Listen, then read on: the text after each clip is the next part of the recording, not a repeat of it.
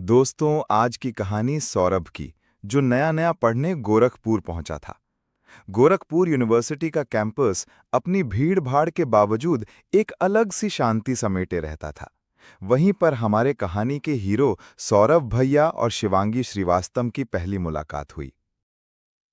सौरभ गाजीपुर जिले का सीधा साधा लड़का, आत्मसम्मान से भरपूर और दिल का बेहद साफ।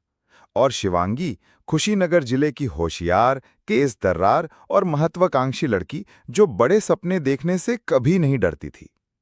दोनों गोरखपुर यूनिवर्सिटी में बीएससी करने पहुंचे थे। क्लास में सौरभ की मुलाकात शिवांगी से हुई। उसी दौरान दोनों में अच्छी दोस्ती हो गई। शुरुआत में पढ़ाई के नोट्स और प्रोजेक्ट से बातचीत का सिलसिला चालू हुआ, पर वक्त के साथ गहराइयां बढ़ती चली गईं।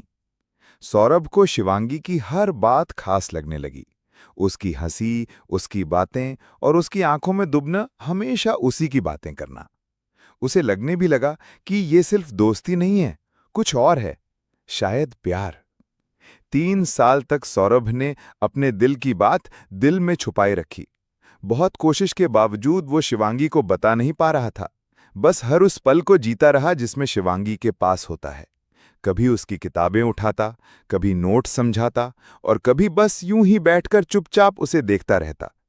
शिवांगी को भी सौरभ की संगत पसंद थी, लेकिन उसके लिए सौरभ सिर्फ एक अच्छा दोस्त था। वो अपने करियर को लेकर गंभीर थी। उसे जीवन में कुछ और भी चाहिए था, ग्लैमर, पैसा और एक स्टेटस। फिर आखिर वो समय आ गया जब दोनों फाइनल ईयर का आखिरी दिन दोनों की मुलाकात हुई। सौरभ ने बहुत हिम्मत जुटाकर शिवांगी को अपने दिल की बात बता दी।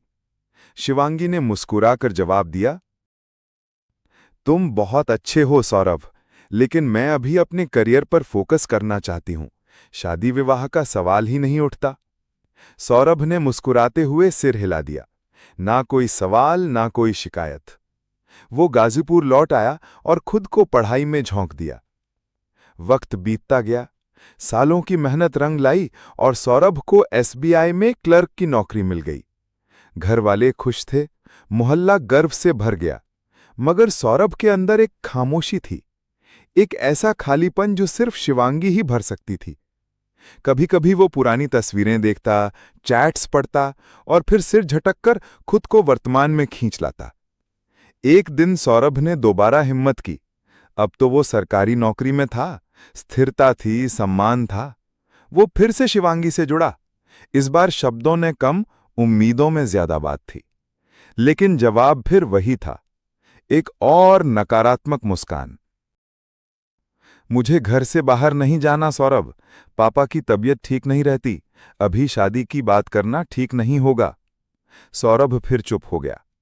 इस बार उसने दिल से महसूस कर लिया कि शायद ये कहानी कभी पूरी नहीं होगी। कुछ ही महीनों बाद एक दोस्त ने सौरभ को बताया कि शिवांगी की शादी तय हो गई है, एक बड़े शहर के अमीर बैंकर से। सौरभ ने उस खबर पर भी मुस्कुराकर सिर हिला दिया। कोई शिकवा नहीं, कोई इल्जाम नहीं। बस उसने इतना कहा, प्यार अगर सच्चा हो तो मांगता नहीं, बस निभाता है। उसको अब लग गया कि उसकी तो एक तरफा ही था, शिवांगी ने उसे चाहा ही नहीं। अब वो पूरी निष्ठा से अपने काम में लगा है।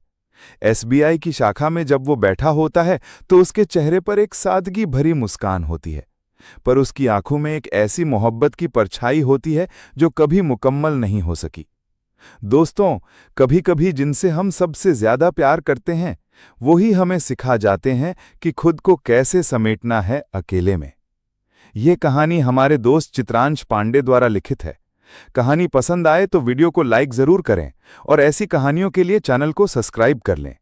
मिलते हैं ऐसी किसी और कहानी के साथ। नमस्कार।